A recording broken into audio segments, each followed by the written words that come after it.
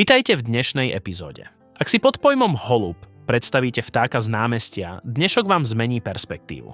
Dnes sa pozrieme do Belgicka, do epicentra športu, kde sa točia milióny eur a kde rodokmene siahajú hlbšie než u kráľovských rodín. Navštívime Flanders Collection, miesto, kde sa vyrábajú legendy. Hovoriť budeme o mužovi menom Yannick Derrida. Yannick nie je len chovateľ, je to genetik a stratég, ktorý dokázal zhromaždiť to najlepšie, čo kedy lietalo na oblohe. Dnes odhalíme, ako vyzerá dokonalý pretekár a čo robí líniu Kittel takou výnimočnou. Začnime pri aktuálnej hviezde. Predstavte si holuba, ktorý v rukách pôsobí skôr ako napnutý sval, než ako živý tvor. Blizzard King Kittel. V roku 2021 ovládol belgickú scénu ako prvé. Národné SOKBDB a prekonal historické koeficienty svojich predkov. Čo ho robí takým výnimočným? Yannick pri analýze svojich šampiónov kladie dôraz na tri veci. Aerodynamika. Moderný šampión musí mať dokonalý trojuholníkový tvar.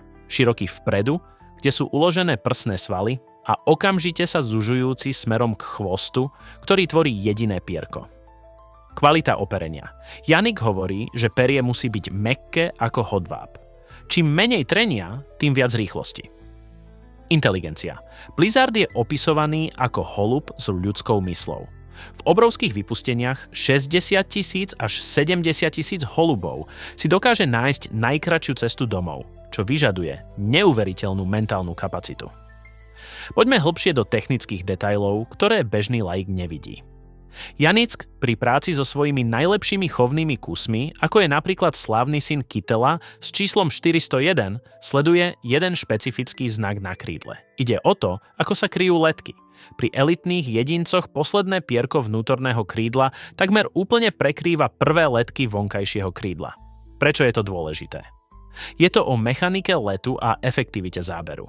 Yannick tvrdí, že ak by ste v rukách držali 500 náhodných holubov, tento znak nájdete možno u 2 či 3. Je to znak genetickej elity. Ďalším faktorom je chrbát. Slabý chrbát znamená slabého letca. Yannick vyberá vtáky, ktoré sú v rukách pevné ako skala. Keď ich držíte, cítite vibráciu a silu kostrovej sústavy. Ako sa udržiava takáto úroveň úspechu? Flanders Collection nie je len o náhode, je to o precíznom párení. Yannick využíva metódy, ktoré poznáme skôr z chovu dostihových koní. Napríklad pri Blizzardovi využívajú umelú insemináciu. Umožňuje im to spáriť jedného elitného samca s desiatkami špičkových samíc v jednej sezóne. Tým sa extrémne urýchľuje genetický pokrok. Vidíme tu obrovskú koncentráciu krvi línií ako Kittel, Sagan či Rosita. Cieľom je získať to, čo Yannick nazýva reinkarnáciou. Keď sa Blizzard stal šampiónom presne v roku, kedy pôvodný Kittel uhynul, vnímali to v Belgicku ako odovzdanie žezla. Je to veda o zachovaní víťazného inštinktu. Na záver sa zamyslíme nad tým, prečo sú ľudia ochotní čakať roky v poradovníkoch na mláďatá z týchto línií.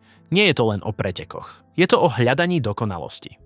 Vo Flanders Collection vidíme, že úspech nie je náhoda. Je to kombinácia oka skúseného chovateľa, ktorý vidí mikrodetaily na krídle a neúprosnej selekcie. Yannick Derrida a jeho tím vytvorili v Belgicku niečo, čo môžeme nazvať Silicon Valley pre holuby. Dúfam, že vám táto exkurzia do sveta elitných krídel ukázala, koľko vedy a vášne sa skrýva za každým jedným víťazstvom na modrej oblohe.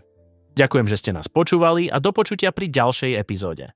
Ďakujem, že ste si vypočuli tento príbeh o vášni k modrej oblohe a o holuboch, ktoré vždy vedia, kde majú domov.